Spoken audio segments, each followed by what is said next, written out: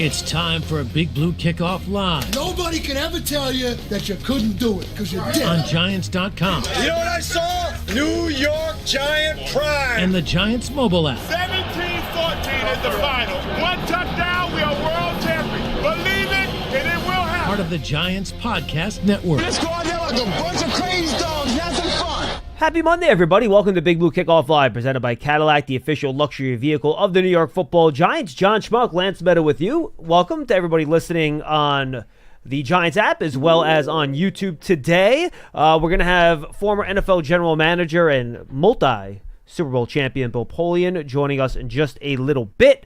Always love talking draft and draft strategy and how an NFL team approaches a draft with Bill. Lance, how are you?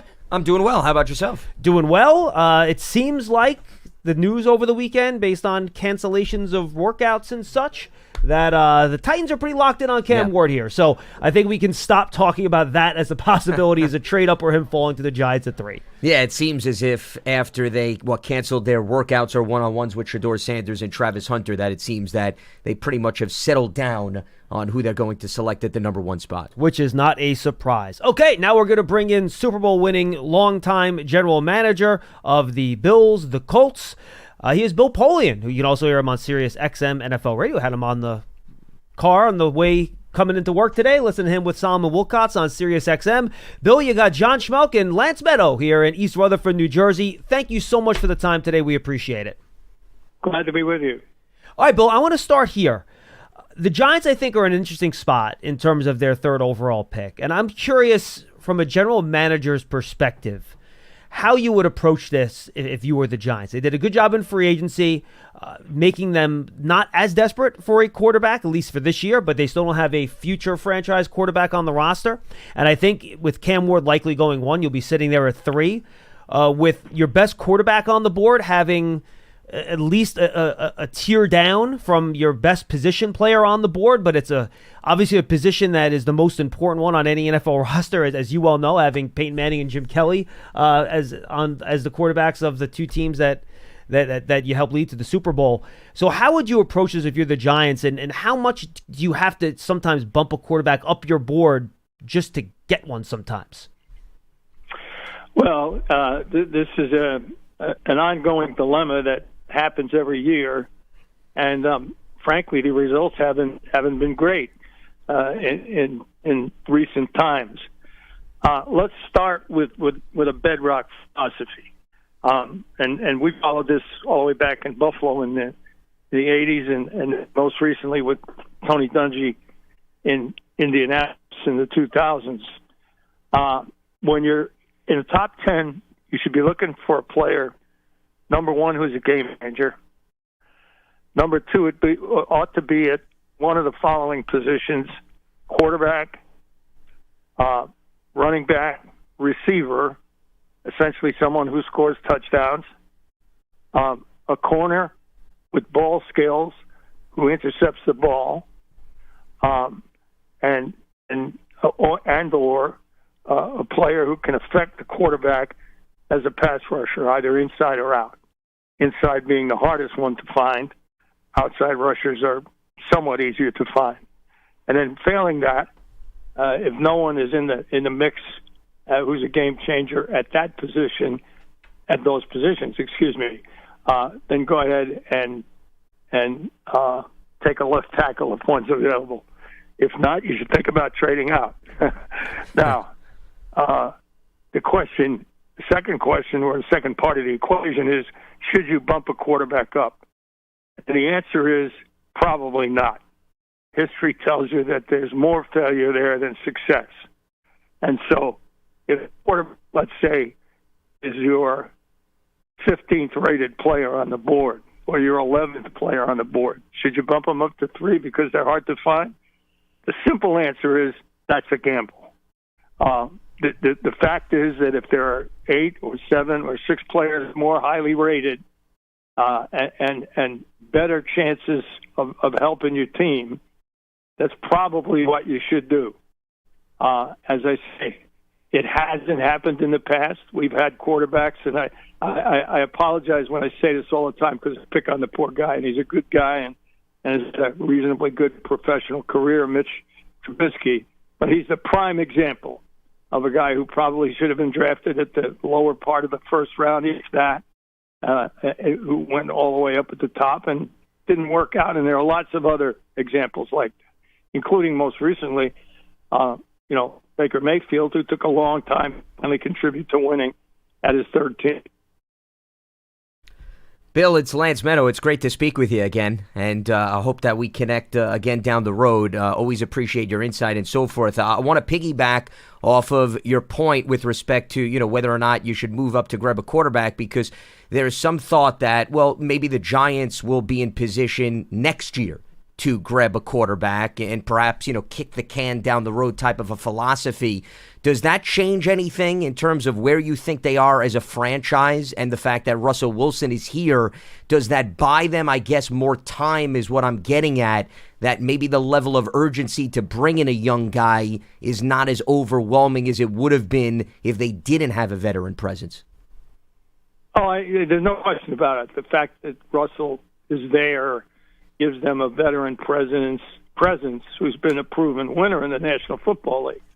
Is he still a proven winner? We'll find out. But the fact that he's there indicates that you can line up and you can play competitively in the NFL with him there. So that certainly doesn't. You're not forced into using a very high pick on a quarterback. Now you could trade out. You could take one down the line. You could take one in the second round if you wanted to. All of that is all of those options are available. But Russell provides a veteran winning presence, a guy with a winning track record to fill the position. So that makes the job a heck of a lot easier. And it was a smart move by Joe and Dave's both to bring him in there. You mentioned the possibility of a day two quarterback, Bill. I wonder what your philosophy is in terms of picking quarterbacks outside the first round. The hit rate goes way down, but there is history of guys getting picked outside the first round that have been successful. So what is your philosophy in terms of day two or even to a lesser extent day three quarterbacks, where is it worth just getting a guy in the building and maybe he hits, or is there too much opportunity cost there and passing on another good player at another position? What's your philosophy in terms of attacking the quarterback position on day two or later?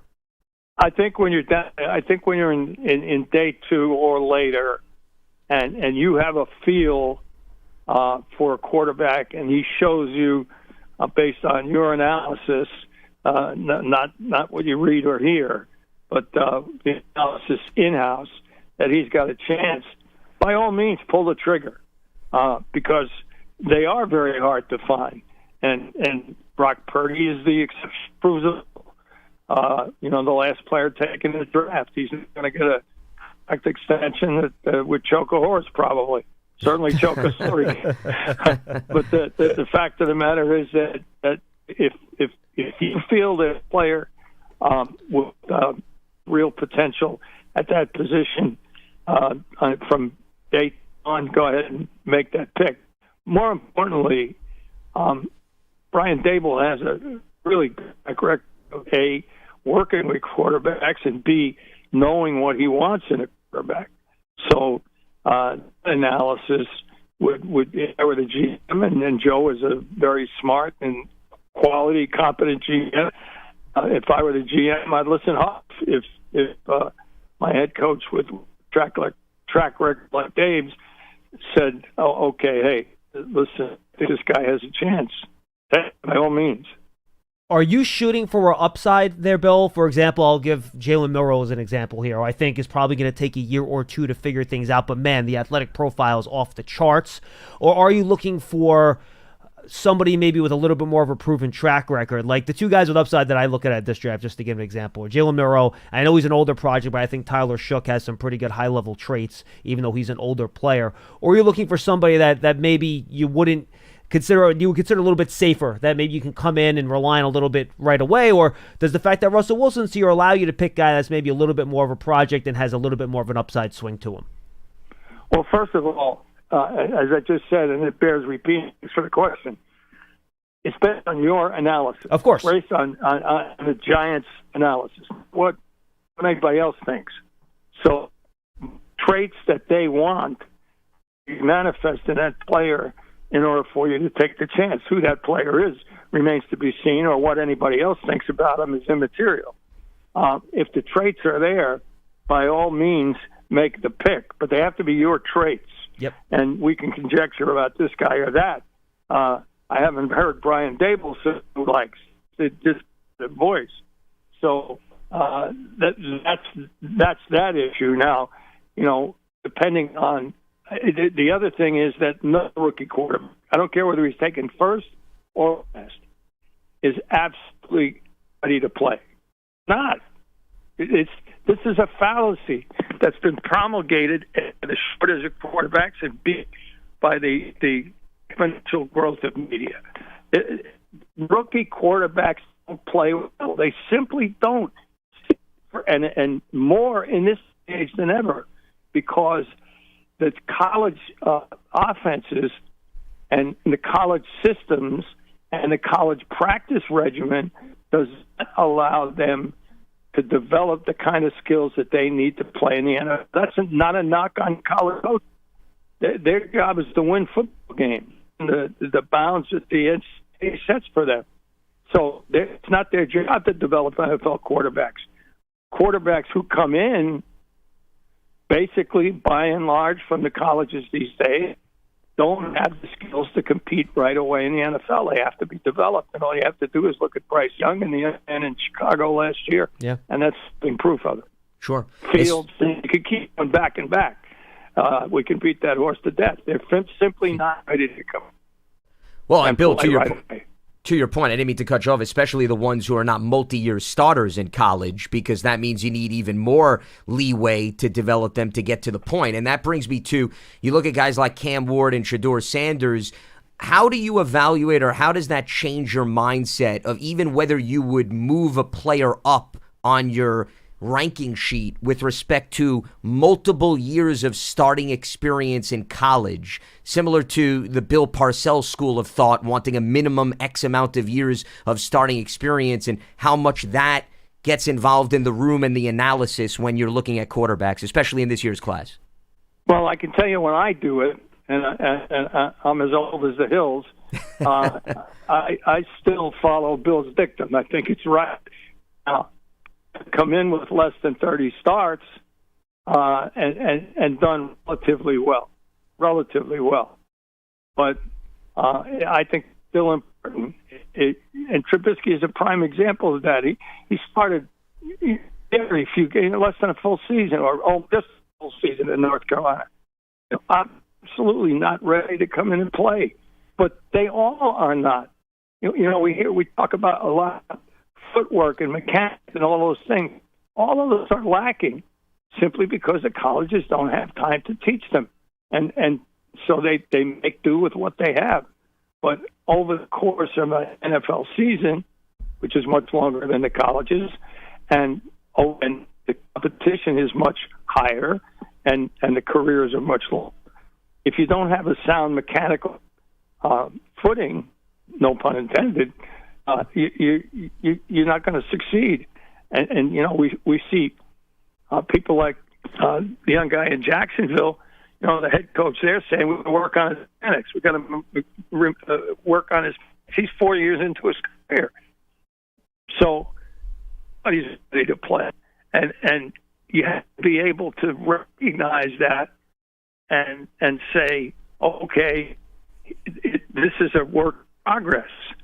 If a player can come in as a rookie and sit for years, Patrick Mahomes did, and have the benefit of great coaching, which is what Andy Reid gave, then he's got a much better chance to succeed. Those are just facts. You can't deny the facts. Interesting. You mentioned, I think, what gives someone like me, when I watch these quarterbacks, Bill, makes it hard. These college offenses just don't translate to the NFL a lot of the time, and it's almost unilaterally across all these systems. So does that? And I wonder what that's like for coaches and for general managers watching the same tape. And then how important are these, either private workouts, maybe more importantly, sitting down with these guys in front of the board and in front of video, and understanding how they see the game, what they were taught, why they did things they did in college, to give you an idea of how the quarterback processes information, which can be so important to how much they can have success in the National Football League. Yeah, two separate questions and both good ones. On the first issue, you're absolutely right. The present college offenses, particularly the pure air raid form of them, do not translate well to the NFL. Again, not the college coach's fault. And I'll quote Bill Parcells in a conversation we had a couple years ago when I said, you know, what's happening? We get guys who are coming less prepared than pursuing the old days. He said, listen, we're captives of what they send us. Well, that's absolutely true. We are. And there needs to be growth and development. That's point one. Point two, as to the private workout, the individual day in the building, on board, looking at tape, going through mechanical walkthroughs and things of that nature. Absolutely, completely, 100% necessary. As to pro days, absolutely 100% a waste of time. Because the pro day is a television show. It'll just like the combine has become a television show. That's great for recruiting. That's fine. The colleges have to do that. But it's scripted. It's on air. It's with receivers that the guy has worked with. He's thrown that same workout 50 times before the numbers actually go on. There's no real value to that. The real value is in being able to find out, not by testing, not by pre-treatment testing. I mean, you can do that, but it's only a very small piece of the equation. By sitting down on the board with the film, talking about what you see, what you do, why you did this, what coverage it was, et cetera, et cetera. That tells you a great deal about processing, which is the most important trait of a quarterback. If a quarterback in the NFL can process quickly, they cannot play at a high level. It's that simple. So, as I said, those were great questions, and individual meeting with the quarterback, with any candidate, that matters. Most importantly, the quarterback is critical. What was it like sitting down with Peyton Manning when he came in for the pre-draft one-on-one to work with you guys in the meeting on the board? Did things just pop with you where you were like, all right, this guy's something special just because of the way he approached the game mentally? Well, it did when we went to work him out. We had a private workout at Tennessee. It was a tour de force. It was the combine meeting, which was only 15 minutes, of course, which is more, again, than window dressing. Was funny. He came in as usual. He had his or as we came to know would be usual. He had a yellow pad with him. He sat down and we exchanged pleasantries. And he said, "I have a few questions. Would you mind if I asked them?" We said, "No, not at all." So he went through his list of questions, and all of a sudden the horn blows. As you probably know, they use a clack horn. You know, it sounds like 16 are coming at you. That ends the meeting. And so he got up and he said, well, you know, it's been great to meet with you guys, and I really hope you draft me. I'd love to be here, and I'll be here the day after the draft if you take me. And he walked out. We looked at each other and said, holy mackerel, he just interviewed us, not the other way around. Well, Bill, to further that point, as we're talking with Bill Polian, Pro Football Hall of Fame general manager who led multiple teams to the Super Bowl, with respect to the conversations that go on in the room, how important is conviction? What I mean by that, Bill, is, you know, you as a general manager, you may like a guy. If we use Dabes as an example, he may like a guy because of the system or whatever it may be, and how you go about navigating those conversations, especially if things you picked up on during the board analysis of the quarterback may have shifted one of your philosophies in compared to what you saw on film during the regular season or postseason tape. Well, have an inconsistency. You have to explore it. You got to go back to the tape. You got to discuss it fully. Go back to whatever testing you've done on the player and discuss it so that you can arrive at consensus. That's what the whole purpose of those meetings are about. is to explore everything about the player, make sure that you check every box. So if there is an inconsistency, if something shows up where there's a wide disparity between the one person sees him as opposed to another, you got to work hard at it to try and arrive at consensus, and that's always on data. You never go wrong by going back to the film.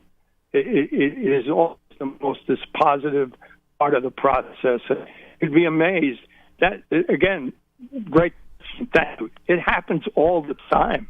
That's why these meetings take a long time. They're probably ongoing. They are ongoing right now, and they take a long time because you want to make sure that every box is checked, and people see things differently. So it's the GM's job, if he's conducting the meeting, to make sure all the boxes are checked. You are at a consensus on a player, and when it's at the top of the first round, it's really all the more important.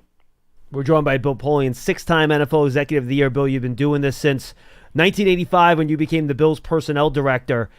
I'm not sure you ever saw a player, correct me if I'm wrong, quite like Travis Hunter, that played every snap on both sides of the ball in college. You talked about the guys you would want to pick in the top 10. You mentioned a cornerback with ball skills. Well, he can do that. You mentioned a guy that can score some touchdowns. Well, he can do that too. How would you evaluate and stack on your board a guy like Hunter that in some way, and I'd like you to talk about how you would try to plan around a player like this, can help you on both sides of the ball? Well, I told you I'm old. I've seen a player like that. Two of them, Deion Sanders and Rod Wood. But that's neither here nor there. The way you look at him, I'll give you my opinion now, obviously, and others disagree with this and should. But number one, it's impossible to play two positions full time in the NFL. Yep, this can't be done. The person would wear out. His career would be shortened. It's just impossible to do. Length of season, quality of opponent, etc. So then say, well, okay, what's the dominant trait that he has? Traits, plural. And our football team. I happen to think he's, despite the fact that he's not a killer bump and run. I think he's got lockdown capabilities, and there's absolutely no question he's got skills. And no less, and we talked about ourselves before, no less another expert that I reviewed, Tony Dungy, values ball skills as the most important ability in the corner. So he's got that in abundance. And he gives you the added advantage of being able to run specified routes, specified situations, i.e. zone, 2-minute, things of that nature. His route tree is not already developed at this time, and that's perfectly understandable. Again, not a criticism, excuse me, in both ways. So where I see him is as a guy who has absolutely starting lockdown corner ability coupled with unique and perfect ball skills and gives you an added plus on offense in certain specified situations. A, don't have to wear out practicing, and B, where he's got a limited route tree that he can run that will wear him out. It's interesting, Bill, because the Giants have Troy Brown on their staff, the former Patriots defensive back wide receiver who did both, but as you hit on, he did not become more of a defensive back until he was about 10 years into his career when he had a better grasp of schemes and systems and so forth. So how would you, if you did bring in Travis Hunter, how would you navigate when you would want to branch out a little bit more? So assuming you start him off as a corner, as you just mentioned, Bill, because you see him as an ideal position there value-wise in terms of being a lockdown corner, how much would you throw out on his plate in terms of what he contributes as a wide receiver? Are we talking about multiple seasons? Would you do it immediately? What would be your timeline in terms of that department? Well, I think I'll take a page again from Tommy Dungy's book with a player that you had there with the Giants. I think finished his career with the Giants. Yeah, he was a safety at Howard University. We saw him as a corner. We thought he'd be a terrific corner. Did the scout department, and so I took the tape to Tony and said, "Tell me what you think." And he said, "Let's start him out safe to begin with. He'll be more comfortable there, and it'll give him a great opportunity to show what he can do. And after a year, if we think he's of playing corner, then we can move him." And okay, fine. As it turns out, minicamp was he had in minicamp for the one. Tony came over and said to me, "I think we'll leave him at safe." And he was there 14 years. The same is true here. You apply the logic. You put him at where he's most comfortable. Now I know he says he wants to play both ways, and that's perfectly laudable. But we all know it's tough to do. But if he's going to be a starting player, he is without question. He should be if you're drafting him that high. Then you put him at the position where he's going to be most comfortable and where he can most quickly adapt to the NFL. And you can adapt quickly in the secondary because you can basically put him in man-to-man situations a lot of times. He doesn't have to recognize routes or coverages and things like that. So not easy, but it's easier to do, I think, to put him at corner and let him go. Then after a year, after you've seen him, seen what he's doing, where you use him in some special situations as a receiver, then you can sit down with him and make judgment after he's had a year in the NFL and you've had a year to look at him. All right, Bill, final question from me. The power has gone out in East Rutherford. The Giants cannot get any communications. As I said, Bill Polian, you have to make the selection at number 3, and it's completely up to you. Your evaluations, your judgment. We can't get you any information. This is all on you. What would you do, and how would you approach the Giants pick at 3 in this year's draft? Well, I would pick the player that I thought best fit our system based upon what I know of the player within the context of how the Giants looked at it. The likelihood, if it were me, based on what I know, which is less than 50% of what Dave's and Joe know, I'd probably go for a defensive player. Fair enough. Lance, you got anything else? Well, just as a quick follow-up, Bill, I guess, and this goes back to what you were talking about with Travis Hunter, when you have a player that has the potential to contribute on both sides of the ball, regardless of where you start him out, who do you think has more upside? A player like that for a team in the long term or the short term, or a quarterback like a Shedeur Sanders, per se? It's an unfair question because, I don't have all of the data, and not even close to all. Sure. Because all of the testing is, I shouldn't have. I shouldn't have. But basically, if unless the quarterback, here's what you want. Let's go back to the whole Dave Gettleman thing. Who is the best football player? Who's the guy, regardless of position, that's going to change the game for us?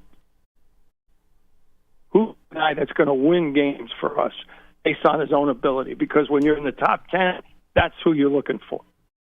Apply that test, and that will give you the answer. No, I think that makes sense, Bill. And we should just ask you. You mentioned a defensive player. One guy we haven't mentioned is Abdul Carter. Obviously, you don't have the information on his specific injury, so I'm not asking you about that. But when you do have a player that maybe is coming off an injury or has something that has been flagged, this could be a problem down the road, how much and how does that impact where you might stack them once you get that report from medical? Each franchise is different. The Giants have the advantage of having Johnny Barnes, who's Yoda. He knows everything medically, and a really good medical staff. So the bottom line is that's a medical decision. If the doctors say we're wary of this based on standards that we've used forever and data that we have that shows that this kind of injury is a risk, then you move him down or you move him off the board entirely. that's a medical decision, and I've always believed that the doctor's input is this positive thing. They are doctors in training. If you're lucky enough to have one running, that's just positive. That's the tiebreaker. Awesome. And, of course, they have the great doctors at HSS as well that can evaluate all that stuff. Bill Polian, Pro Football Hall of Famer, got to the Super Bowl with 2 different teams, the Buffalo Bills, the Indianapolis Colts, also general manager of the Carolina Panthers, 6-time NFL Executive of the Year. Thank you so much for the time, Bill. We really do appreciate it. Keep up the great work on Sirius. Love listening to you on those shows on the radio. Thank you so much, and enjoy the rest of the draft process. Yeah, thanks a lot, Bill. Thanks, guys. That's Bill Polian. Great insight from him, and he's been doing this for so long, Lance. I love that he has these core principles that he still believes in, because they're tried and true in a lot of ways. And he talked about some of the stuff Bill Parcells talked about.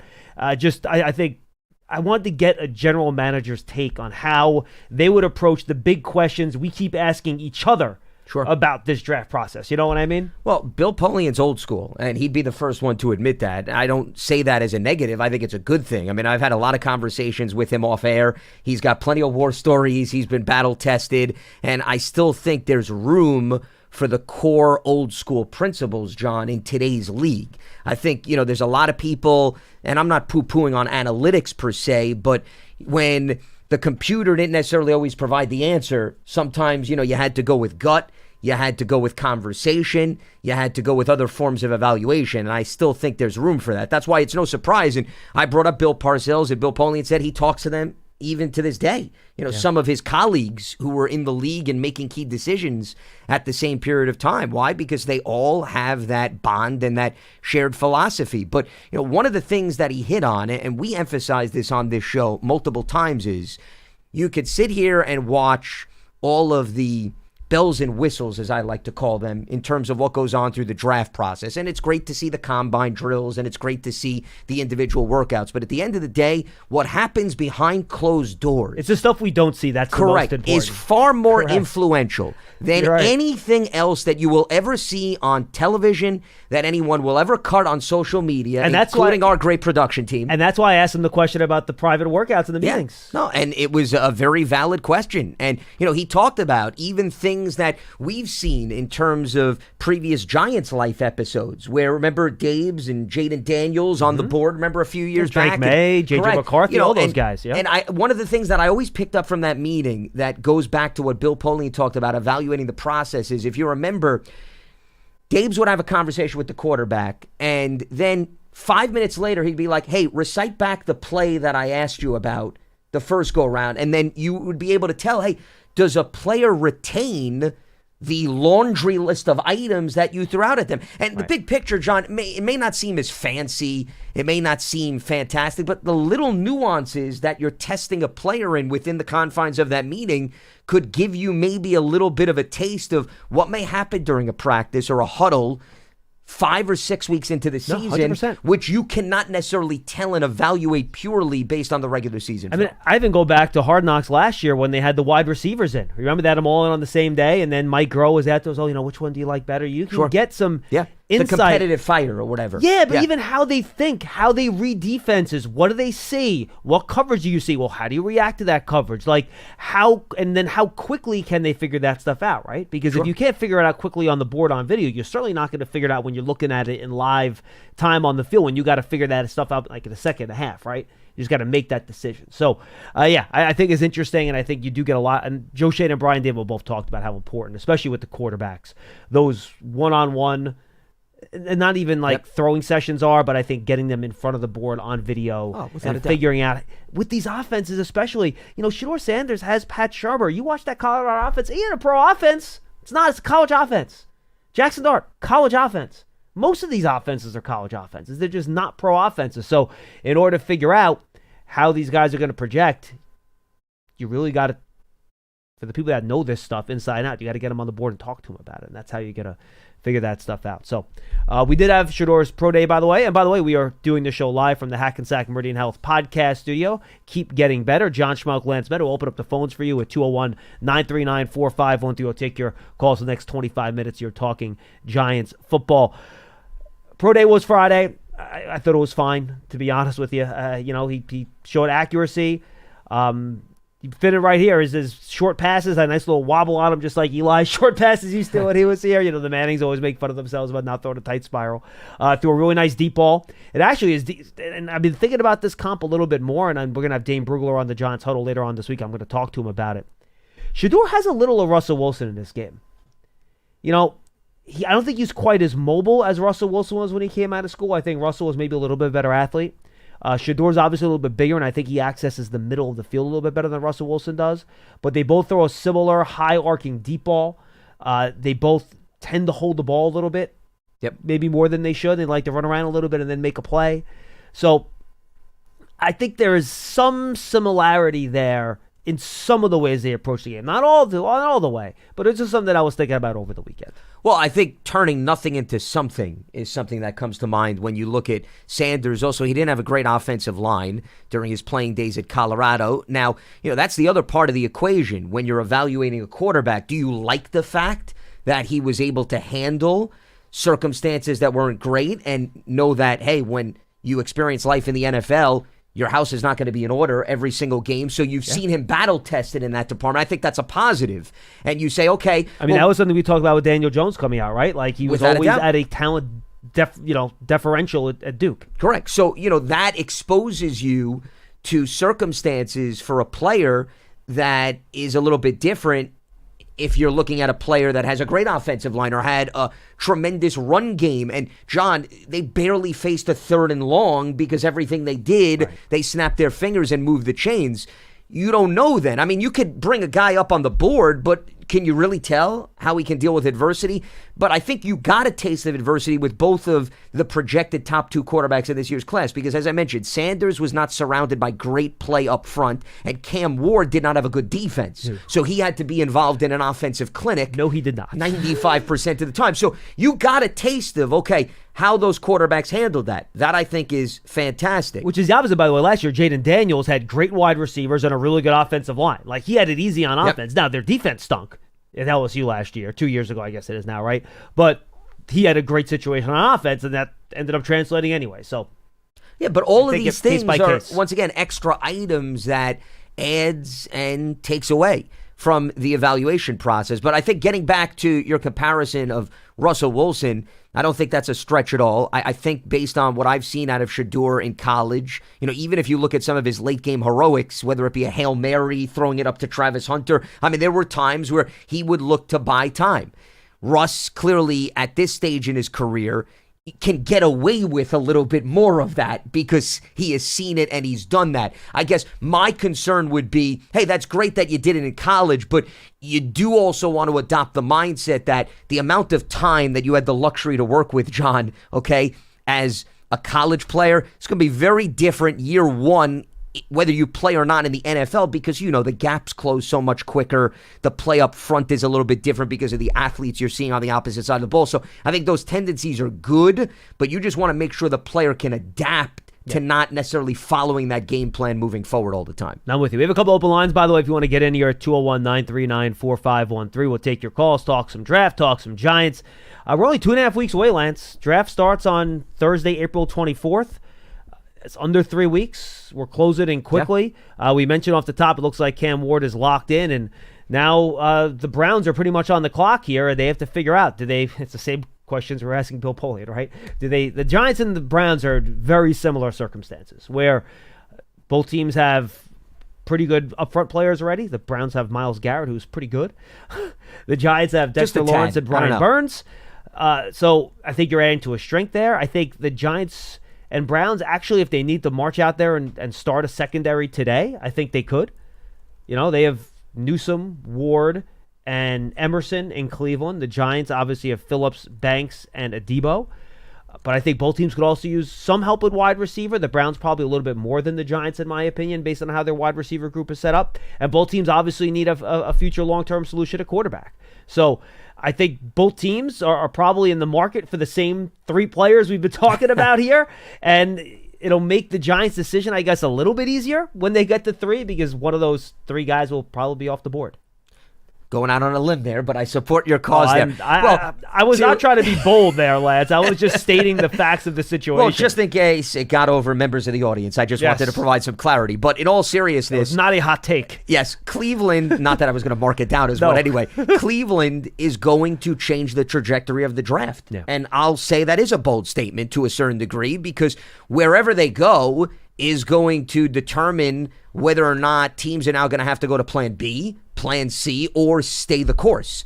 So I could see Cleveland certainly going after the quarterback. And I keep going back and forth with this because I say to myself, you're Kevin Stefanski.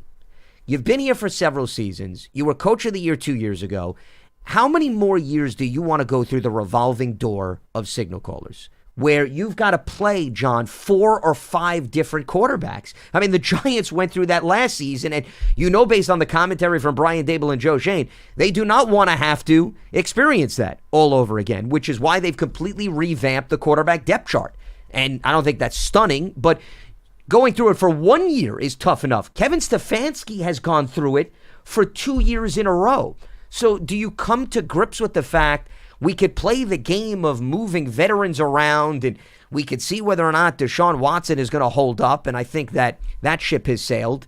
Or do we now have a clean slate, and do we look to bring in a young quarterback and develop him? That would be a sensible move. But then again, if you don't love the quarterback, then I would not advise you just take the quarterback because you're tired of going in circles every single year. But just from a pure basis of a quarterback will be accessible at number 2, what you've experienced previously, Kevin Stefanski and the Browns coming off a year in which I would say the team took a step back based on what they accomplished with Joe Flacco. Sure. That would once again, if you take all the logic into consideration, it screams at you quarterback, quarterback, quarterback. But you also need to say what could very well help you in other areas of the team. I don't think Abdul Carter, personally, because of who they already have up front, is a huge necessity for them.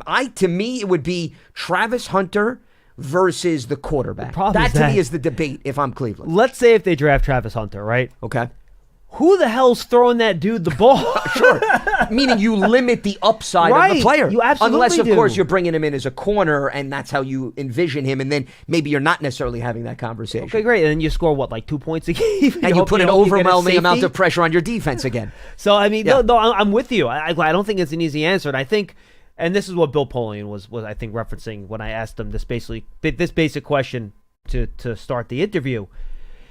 To me, if you don't see that much distance between Shedeur Sanders, Jackson Dart, and that next group of quarterbacks, you should not pick him at 3. If you think there is a significant gap between Sanders and that next group, and Sanders is very close to Cam Ward, now you should probably take Shedeur Sanders there. And I think it's really that simple. I think different people look at it in different ways. I've had so many, Pearson's cut them off. So many guys come on the Giants huddle, and I'd say it's probably 65-35, 70-30. 70% probably say they have him closer to the darts, and I think 30% probably say they have him closer to Cam. I think we just had Matt Miller on. I think he said he had him closer to Cam than he had to Dart or whoever the third quarterback might be on their board. So I think that's really the question you're asking yourself. Because if you can get a player that's similar at 34, it will be criminal mismanagement to select that player at 3. It doesn't make any sense. Sure. But if you really think that he has a chance to be the franchise level quarterback, then you pick him at 3. And I think I have no idea what the Giants' evaluation is. I know how I think about it and how I feel about it. I've been very vocal about that in all of our programming. But look, to Bill Polian's point, you got to put your trust in Brian Dable to tell you if he thinks the quarterback's going to be good, if the quarterback can be the guy. And if Brian Dable comes back and tells you, I think this guy could be our quarterback for 15 years and lead us to Super Bowls, then you pick him at 3. So it all, and Bill made this point many times, it matters what the Giants' evaluation is. Yep. And whether or not their traits that they value, that they think they need for a player to succeed here, if Shedeur Sanders has them to make it worthy to pick at 3. And that's the ultimate question here as to what the Giants are going to do. Well, and just to go back to your initial point, I would probably figure if you had a conversation with all 32 front offices, you're going to find the evaluations are all across the board. In terms of some teams love Sanders, yeah, sure. Some teams have him in the second batch of quarterbacks. But what's also interesting, if you tie things together between the Giants and the Browns, John, is the fact that you have the two head coaches are very immersed on the offensive side of the ball. Right? Kevin Stefanski, offensive-minded coach who has been an offensive coordinator. Brian Daboll, offensive-minded coach who has called plays and has done it for the Giants. Same thing with Stefanski for Cleveland. So the opinion of the head coach here is that much more interesting substance-wise because that head coach is going to be working with the signal caller on a daily basis, up close and personal. Not to say that other head coaches wouldn't, but the relationship is what I'm getting at. Yeah. Is so much entangled between Stefanski, Daboll, and the potential rookie quarterback, more so than any other teams, because they have their hands, their feet, and every other body part in the cookie jar when it comes to the play calling. So that's, I guess, more of a reason why I asked Bill Polian about the conviction conversation in the room.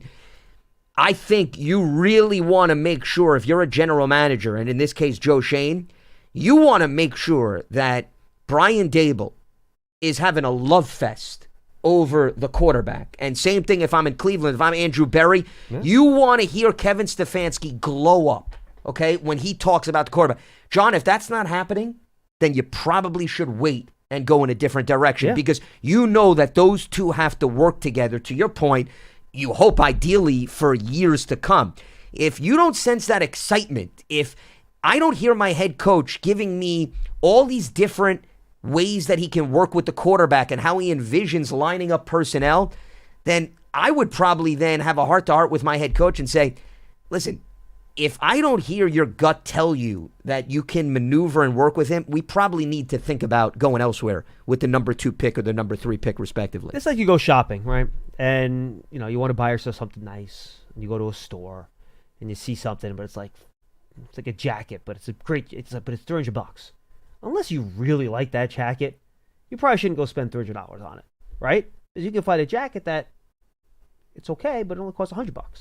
Go buy the $100 jacket. Don't spend $300 on that jacket. You know what I mean? Bin B, sure. Right. Well, the other thing, I didn't mean to cut you off. The other thing I was going to say fine. is when I go shopping, my philosophy is if you don't envision yourself, as I give some other advice outside of football. I think this is the first ever Lance Meadow fashion advice on this show. Here's my philosophy. What do you got me excited. That's what I want to bring up. Okay. My philosophy is always, Pearson, listen up, man. On the rack, when I look at the item, if I don't envision myself wearing it immediately, okay, if I don't get worked up with passion, then there's no point of buying it. Because I would love to see you get worked up over a piece of clothing. It's probably going to then go into the closet and it's going to sit there. With passion. Well, that's my philosophy. Yes. Listen, there's got to be passion in everything you do in life, okay, as we get really spiritual on this program. I thought you were going to say, if you can't envision Michael Jordan wearing this piece of clothing, I could not purchase it. Yes, see, the way that I live my life is, I always say, what would Mike do under these circumstances? Yes, I figured You know how other people use another person, I'm not going to get religious or everything else. Me I like always Mike. ask, I ask,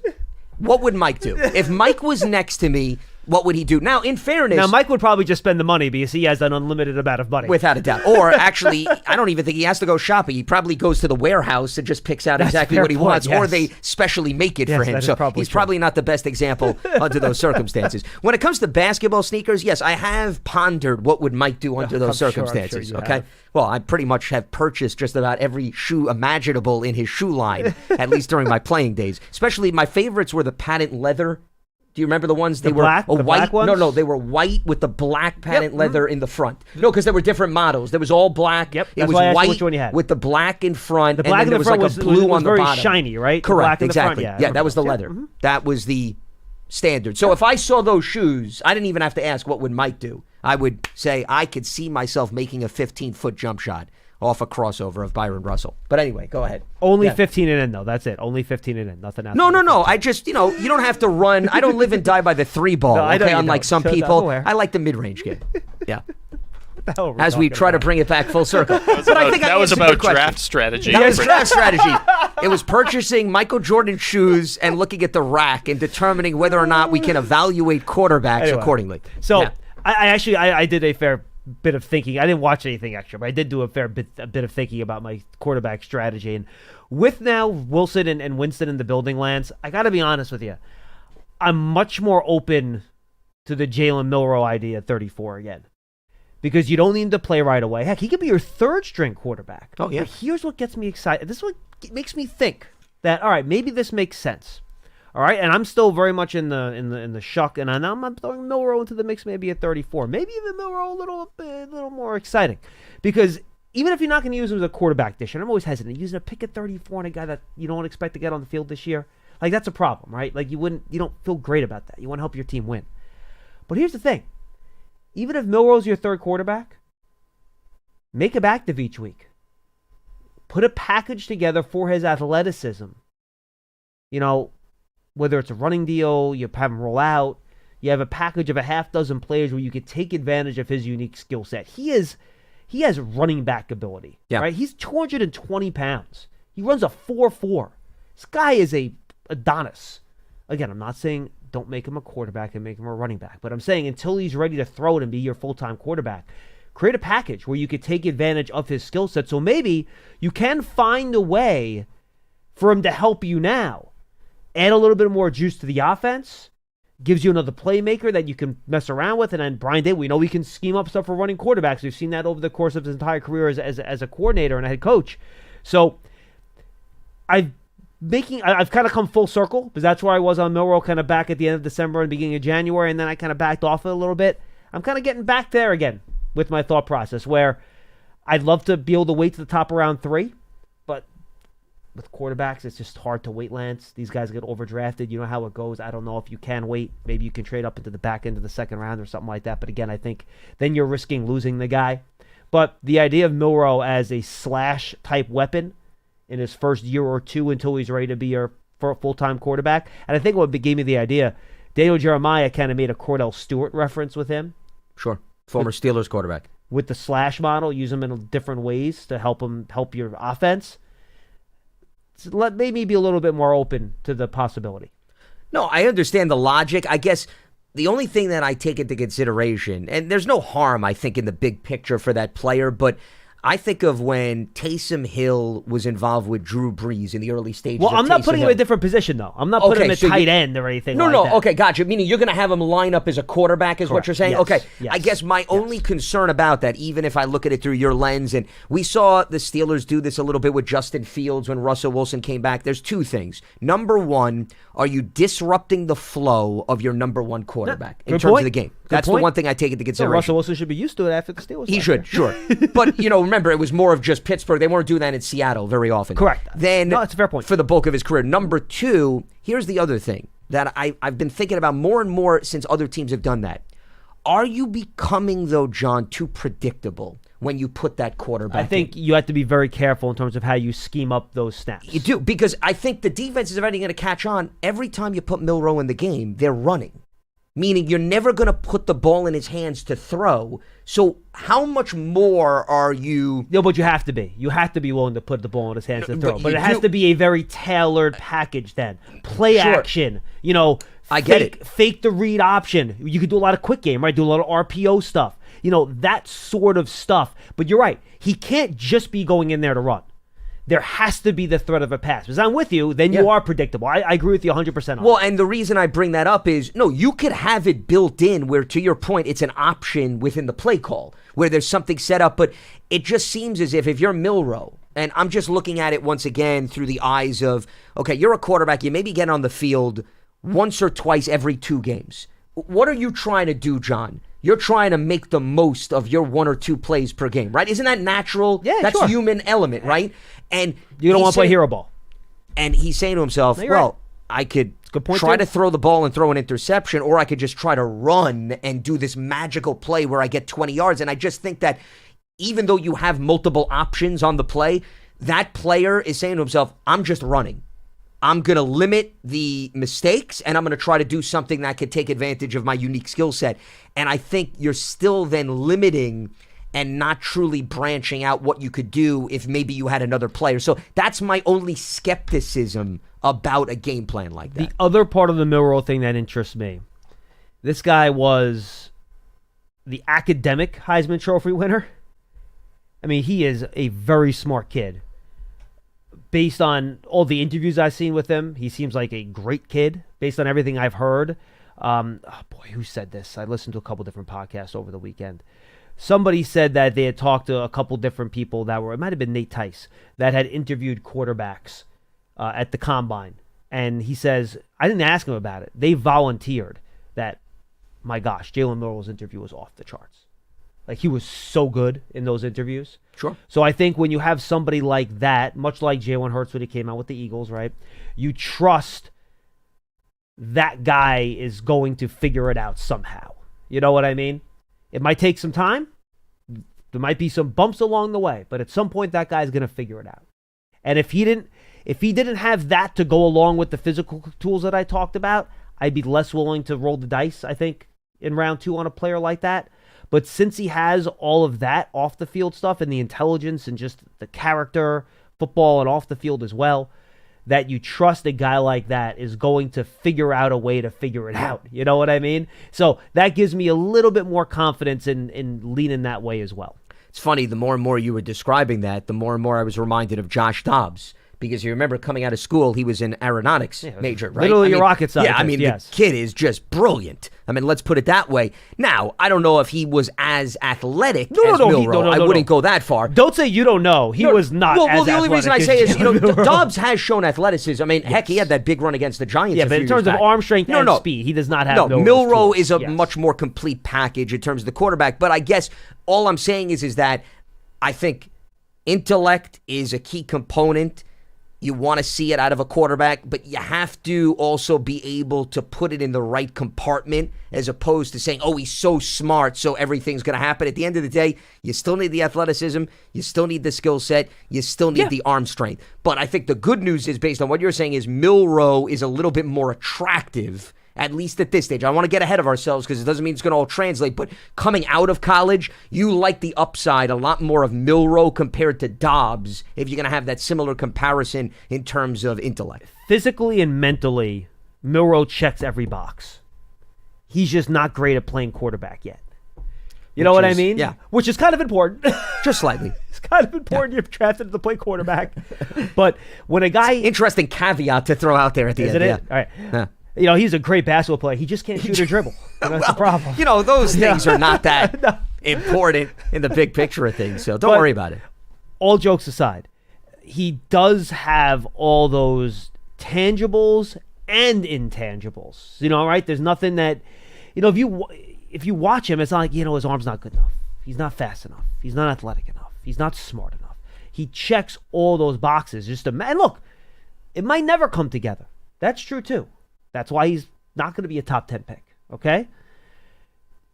I do wonder if the Trey Lance stuff didn't happen, would he be getting picked higher here? Milro's played more football than Trey Lance did, but, Trey Lance checked every box too. Yeah. Everyone said he was a great kid, really good athlete, really good arm, didn't play a lot of football. Still got picked in 3rd overall, right? He got traded up 3rd overall. Trey Lance, the Niners, I believe, moved up with the Dolphins to 3. So, I don't know.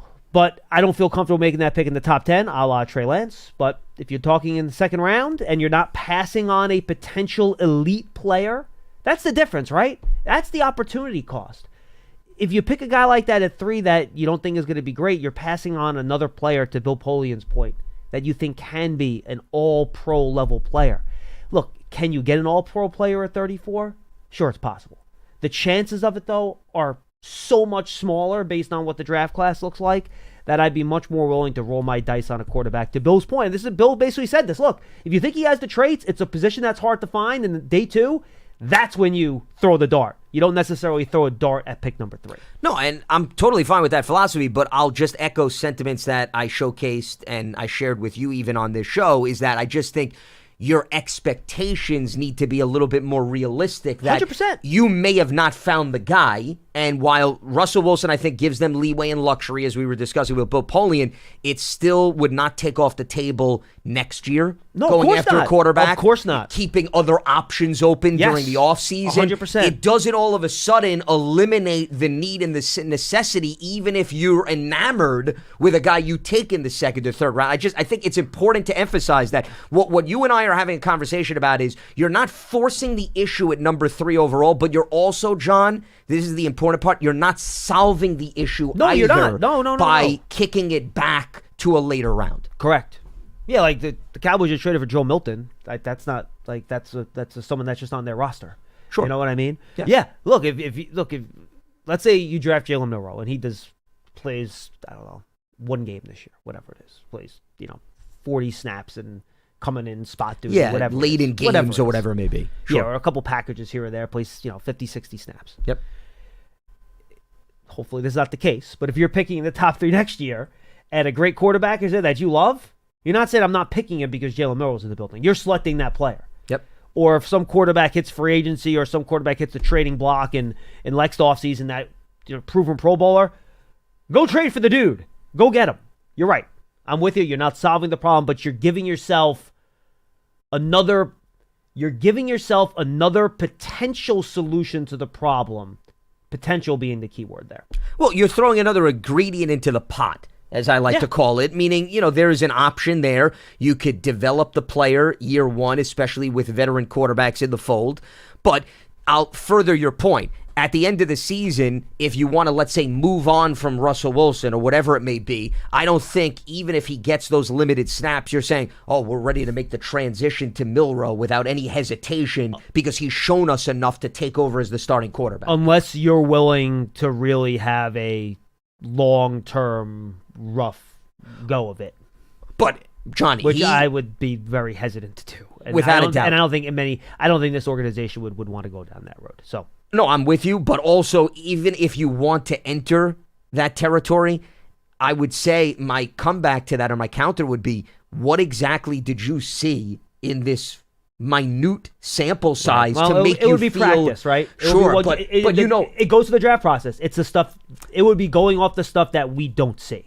No, that's what fair. they would be going off. Yeah, I'd be surprised if practice showed them enough because, listen, if knock on wood, Russell Wilson's fully healthy, you know the dynamics of practice, John. I agree. Milro was going to be watching. It's going to be all mental reps. Especially if he's the third-string guy. Without a doubt. Good luck trying to get on the field. You talk to the backup, they barely get on the field. I mean, he will be running the scout team. Yeah. And you go back, didn't the Chiefs have Mahomes run the scout team? I think and the defense was like, bit. we couldn't stop him. Yep. I mean, I guess you could have a scenario like that where the guy is just so unbelievable as a scout team quarterback that he could do something like that. Sure. But no, I think we're in lockstep on this. I agree. I think we're on the same page. It's a potential option, but that doesn't preclude you from taking another big swing at the position. This is a little swing. This isn't, liquidating your bank account or your 401k and, basically putting it all in. This is, taking a little chunk out and spending some capital on something, and you hope it works out. That's all it is. Yeah. No, there's no doubt about it. I think that's a very good baseball analogy. You're playing for a single here, and hey, if you could get to second base and round first and toy with it, fantastic. Right. But once again, expectations are realistic that you're only getting to first base and nothing more than that, meaning you got more work to do. The other thing, though, I just want to note is, with respect to your Mahomes point, Mahomes, though, was a high first-round pick. 100%. With a lot more upside. So what you were seeing in the scout team is not stunning because he brought baggage and proof with him that gave the Chiefs a lot more confidence versus taking a flyer with somebody in the second or the third round. Based on what I know about you in college, your expectation was always to get past first base, Lance Meadow.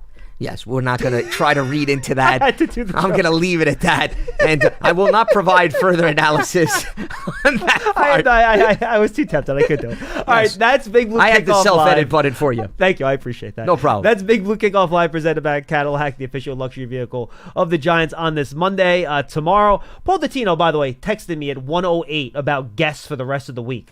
How long has he been hosting this show that he knows? You guys saw me looking at my phone. Dottino was texting me. Dude, you're not here. Guess who's going to be on the show? This guy. Why are you texting me about guests at 1:07? Well, depending on what his text says, we should have a Colorado guest on tomorrow. Wow. Talking Finally, about the some Colorado closure. Pro Day. Whew, what a But, relief. I mean, come on. Yes. Thanks for joining us from the Hackensack Meridian Health Podcast Studio. Keep getting better. For Lance Meadow, I'm John Schmelk. Dottino and I will be with you tomorrow, and we'll see who With it a is Colorado guest, when I check potentially. my phone. Yeah. Talk to you then. Intriguing. Bye-bye.